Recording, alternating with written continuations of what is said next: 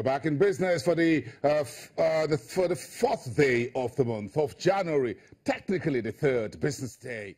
Hello, everyone, and welcome to your Business Morning live from Channels Television. We're here in Lagos, Nigeria's economic and financial epicenter.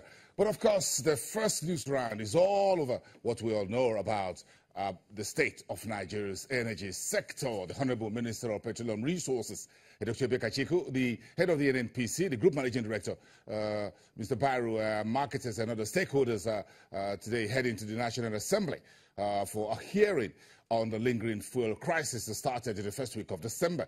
The National Assembly is asking everyone in the loop to appear before the Assembly today, the legislature, to explain why this fuel crisis is lingering since the first week of December last year and what solutions is being preferred to get things going and put these ugly incidents behind us.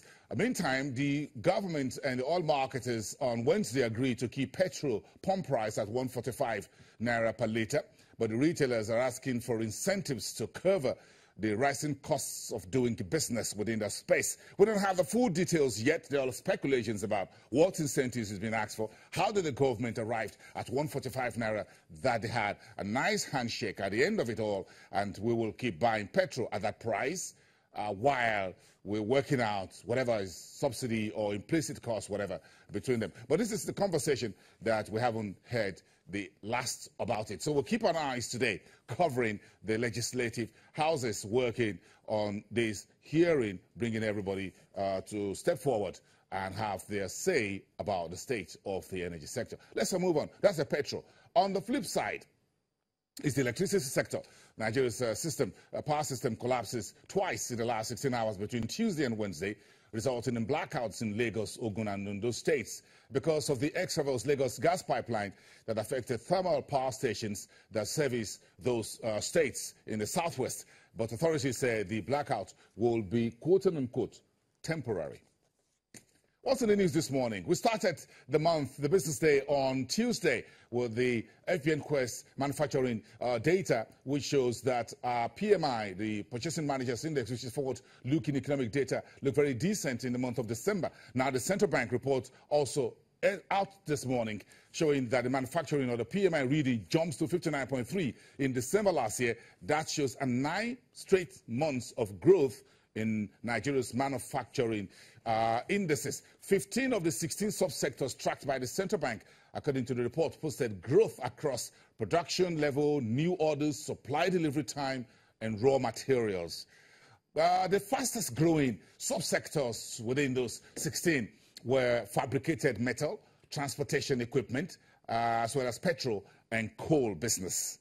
The flip side of the manufacturing was the non-manufacturing PMI, which measures other sectors outside manufacturing, co-manufacturing sectors like arts and entertainment, hospitality, agriculture. The PMI there was also up 16.1 reading, showing 8th consecutive month of growth.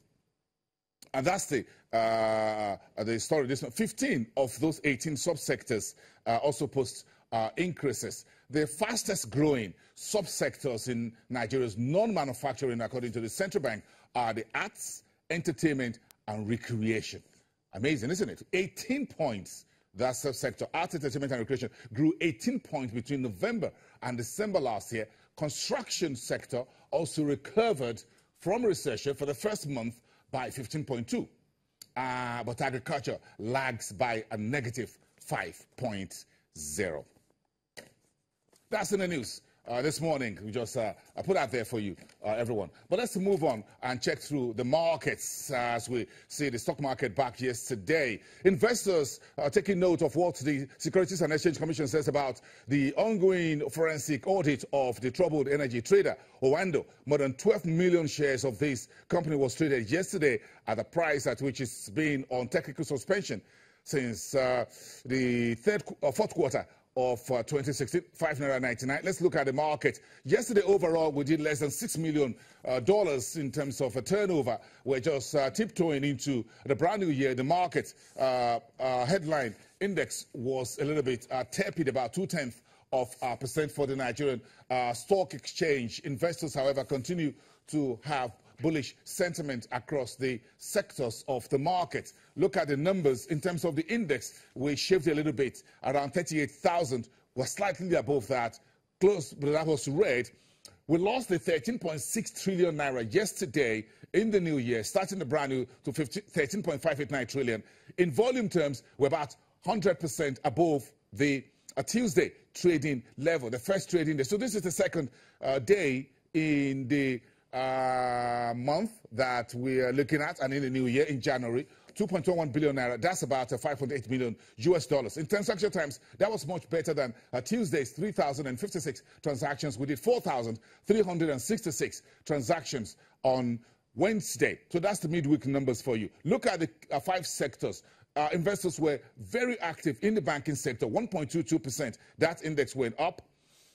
Industrial goods added about 0.6% because Lafarge Africa and Cement Company of Northern Nigeria made a good showing. Dangote Cement was not part of that. Consumer goods was also good.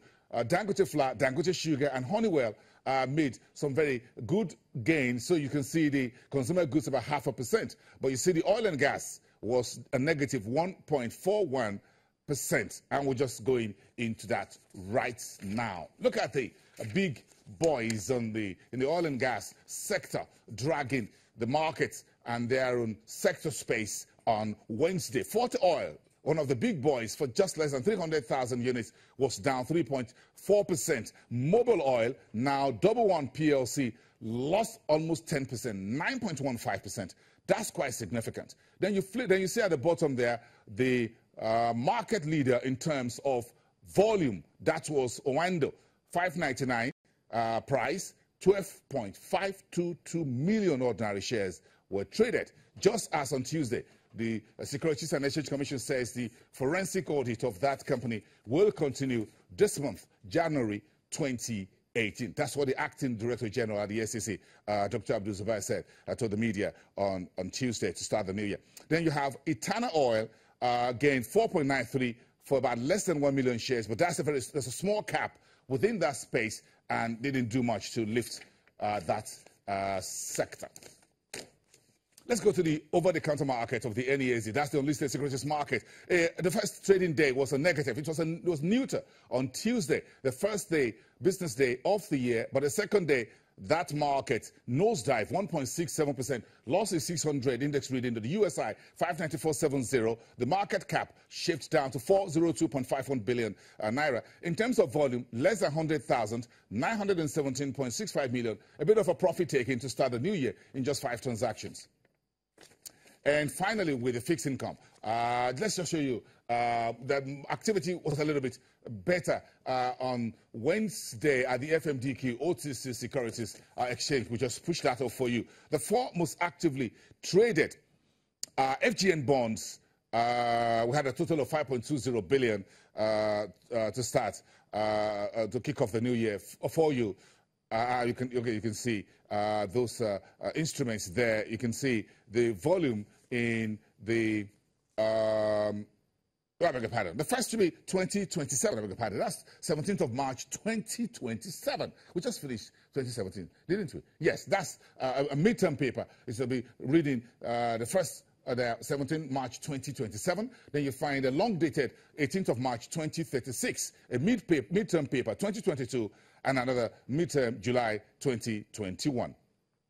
If you look at the, okay, thank you, folks. Let's just move on to the Treasury bills market, and that's where we also saw a triple digit in terms of the total value. That's the bottom page reading there for you. These are the 4 most actively traded Treasury papers on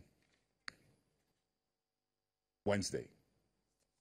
Okay, let's get back to the business of commodities. And of course, it's part of this story. We're not talking about oil or gas this morning or electricity.